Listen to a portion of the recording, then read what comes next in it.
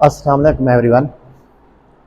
आज का जो हमारा क्वेश्चन है इसकी मदद से हम एक्सटेंट ऑफ रिएक्शन मालूम करने की कोशिश करेंगे कि रिएक्शन कितनी हद तक कंप्लीट हो चुका है। केमिकल इक्विलिब्रियम के ऊपर प्रोडक्ट की मिकदार ज़्यादा है या रिएक्टेंट की मिकदार ज़्यादा है। तो केसी का इस्तेमाल करके हम एक्सटेंट ऑफ रिएक्शन को मालूम करने की कोशिश करते हैं। देखें, कोई रिएक्शन है, कोई रिएक्टेंट है और ये कन्वर्ट हो रहा है प्रोडक्ट के अंदर, तो केसी कैसे लिखेंगे कि प्रोडक्ट की मोलर कंसंट्रेशन ऊपर, रिएक्टेंट की मोलर कंसंट्रेशन जो लॉ ऑफ मास एक्शन के तहत लिखेंगे वो नीचे लिखेंगे।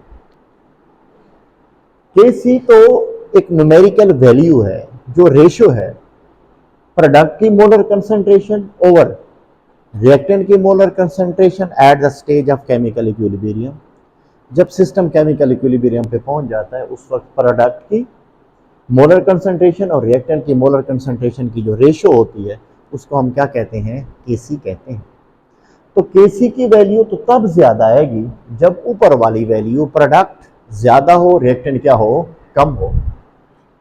तो केसी की वैल्यू उस वक्त ज्यादा होगी जब मोलर कंसंट्रेशन ऑफ प्रोडक्ट ज्यादा हो बनिस्बत किसके? मोलर कंसंट्रेशन ऑफ रिएक्टेंट के। तो हम कहते हैं कि जब केसी की वैल्यू ग्रेटर देन 1000 हो, यानी कि 10 की power 3, when the value of Kc is very very high, तो रिएक्शन ऑलमोस्ट क्या हो चुका होता है? कंप्लीट हो चुका होता है। उस वक्त प्रोडक्ट की जो कंसंट्रेशन है वो ज्यादा होती है, रिएक्टेंट की कंसंट्रेशन कम होती है। जितनी केसी की वैल्यू ज्यादा आएगी इसका मतलब है प्रोडक्ट की जो कंसंट्रेशन है केमिकल इक्विलिब्रियम के ऊपर उसकी जो मिकदार है वो बहुत ज्यादा है।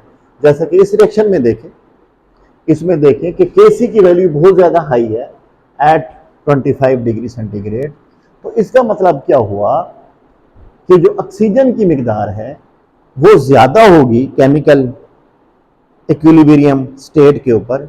जब सिस्टम केमिकल इक्विलिब्रियम पे पहुंच चुका होगा उस वक्त ऑक्सीजन ज्यादा होगी और ओजोन कम होगी। एक बात ध्यान में रखें कि मैग्नीट्यूड ऑफ जो केसी है, यानी कि जो केसी की मिकदार है वो डिपेंड करती है energy difference between the reactant and product, या दूसरे लफ्जों में आप कह सकते हैं stability of product and reactant. अगर प्रोडक्ट ज्यादा स्टेबल है तो उसकी मिकदार ज्यादा होगी, क्योंकि जो रिएक्शन होते हैं वो सेम कंडीशन के अंदर प्रोसीड हो रहे होते हैं। सेम कंडीशन के अंदर रिएक्टेंट भी प्रोडक्ट में कन्वर्ट हो रहा होता है और प्रोडक्ट रिएक्टेंट में वापस आ रहा होता है। तो साफ जरा दोनों के लिए सिचुएशन सेम होती है। जो ज्यादा स्टेबल होगा उसकी मिकदार क्या होगी? ज्यादा होगी। वो प्रोडक्ट भी हो सकता है, वो रिएक्टेंट भी हो सकता है। जैसे इसमें देखें, जब इसका हम क्या लिखेंगे? केसी लिखेंगे।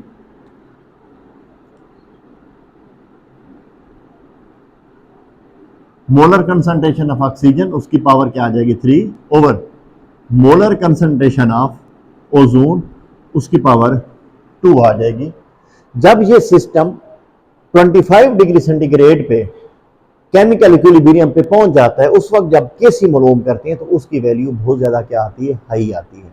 तो इसका मतलब है कि इस टेम्परेचर के ऊपर ऑक्सीजन की मिकदार ज्यादा है, ओजोन की मिकदार कम है। ऑक्सीजन मोर स्टेबल है और ये लेस स्टेबल है। इसलिए मैं आपको कह रहा हूं कि जो मैग्नीट्यूड ऑफ केसी है, जो साइज ऑफ केसी है, केसी की जो न्यूमेरिकल वैल्यू है, ये डिपेंड कर रही होती है stability of reactant and product के ऊपर, इनके एनर्जी डिफरेंस के ऊपर। तो साफ ज़ाहिर है जो ज्यादा स्टेबल होता है उसकी एनर्जी कम होती है, जो अनस्टेबल होता है उसकी एनर्जी क्या होती है? ज्यादा होती है। तो हम कह सकते हैं कि यहाँ पे केसी क्या है? बहुत ज्यादा हाई है, तो इनका एनर्जी का डिफरेंस बहुत ज्यादा है, यानी कि ये स्टेबल कंपोनेंट है रिएक्शन मिक्सचर का, ये क्या है? अनस्टेबल कंपोनेंट है रिएक्शन मिक्सचर का।